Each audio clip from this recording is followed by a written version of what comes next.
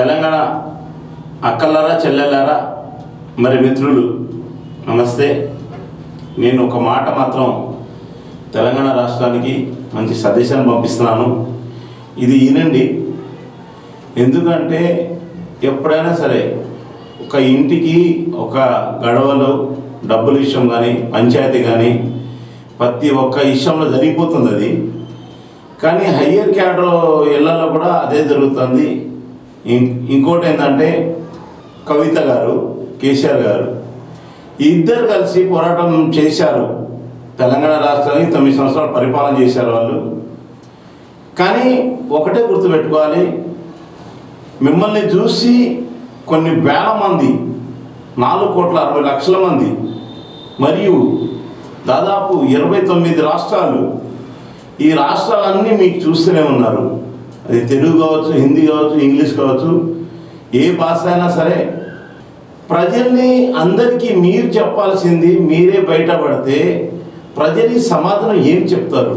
పబ్లిక్లో పోవాల్సిన వాళ్ళు. ఇప్పుడు తండ్రి కొడుకు మీరందరూ కలిసి ఒక రాష్ట్రాన్ని నడుపుదాం అనుకున్నారు. తెలంగాణ రాష్ట్రాన్ని మంచిగా నడపాలని చెప్పేసి మిమ్మల్ని మీ చేతిలో ఇస్తే మీరే రకరకాల గొడవలు, రకరకాల చికాకు. సరే, ఆస్తులు తగాదాలు వచ్చినాయి. ఈ ఆస్తులు ఎక్కడి అనేది మీకు తెలవాలి. మీకు ఒకప్పుడు తెలుసు, మనం ఒకప్పుడు ఏ టైప్లో ఉన్నాము, ఏం జరిగింది, ఎక్కడి నుంచి వచ్చింది అన్నీ మీకు తెలుసు. తెలంగాణ రాష్ట్రము మనం గడవ చేయకముందు మనకి ఏ పరిస్థితుల్లో ఉన్నాము, తెలంగాణ మొత్తం అయిపోయి కాంగ్రెస్ పార్టీ చేతిలో పోయినప్పుడు ఇప్పుడు ఏ పరిస్థితుల్లో ఉన్నామో ఒకటి అర్థం చేసుకోండి. నేను చెప్పేది ఏంటంటే, మీరు కొన్ని వేల మందిలో వెళ్తారు. ఈ వేల మందికి ఎట్లాంటి సమాధానం చెప్తారు? ఒక్కొక్కరు ఏం మీ వెనక ఏమనుకుంటారు, మీరు ముందు సమాధానం ఏం చెప్తారు?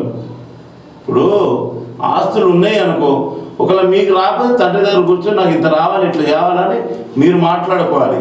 మీరు ఇప్పుడు ఎవరిదైనా సరే, ఇప్పుడు మీరు ఎవరైనా, మీరు అన్న కానీ, తమ్ముడు కానీ, అక్క కానీ, చెల్లె కానీ, మీ కుటుంబం అంతా బయటపడి మీరు రప్సపాలు చేసి ప్రజల్ని ఏం సమాధానం చెప్పాలని చూస్తారు? నాకు తెలియక అడుగుతున్నాను, మీరు ఏ సమాధానం చెప్తారు? వీటి వల్ల మీకు వచ్చే లాభం ఏంది, నష్టం ఏంది, ప్రజలకి ఏ సమాధానం చెప్తారు? మీరు ఒక పార్టీ పెట్టాలనుకుంటారా? బహిరంగ చెప్పేయండి. కవిత గారు ఏమైనా చెప్పాలనుకుంటే నేను ఒక పార్టీ పెట్టబోతున్నాను, ఓన్గా నేను పెట్టేస్తానని చెప్పుకోవాలి. అటు కేసీఆర్ గారేమో ఆలోచిస్తారు, ఆయనకేమో అటు వయసు అయిపోతుంది, మీరేమో ఇట్లా ఇది చెప్తారు. దీని అర్థం ఏంటి? ప్రజలు ఏమనుకోవాలి? మిమ్మల్ని మంచి అనుకోవాలా, చెడు అనుకోవాలా? ప్రజలు మీరు ఏ సందేశం ఇస్తారు?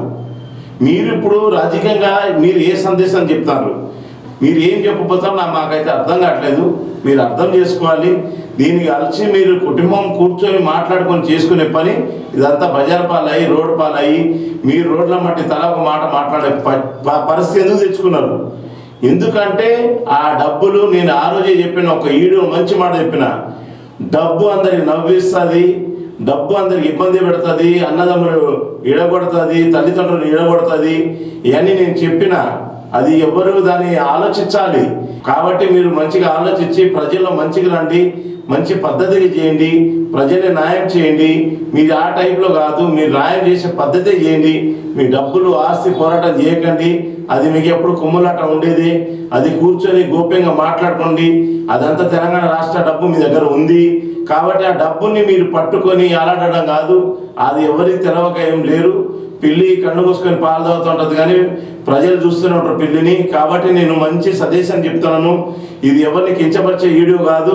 కాబట్టి మీరు ఆలోచించి ప్రజల్ని న్యాయం చేసి, ఆ ఉన్న డబ్బులు ఏమైనా ఉంటే ప్రజలు పెట్టి, ప్రజల్ని బాగుపెట్టి, కంపెనీలన్నీ పెట్టి జాబులు ఇప్పించి మంచి చేయాలని చెప్పేసి కోరుతూ ఏఎల్ఐ న్యూస్ ఛానల్ నుంచి మీకు సెలవు తీసుకుంటాను. నమస్తే. నమస్తే మిత్రులారా, ఏఎల్ఐ న్యూస్ ఛానల్కి సబ్స్క్రైబ్ చేయండి, బెల్ బటన్ నొక్కండి, ఏదైనా ఉంటే మెసేజ్ పంపండి, మీరు చూసి ఆదరించండి. Thank you.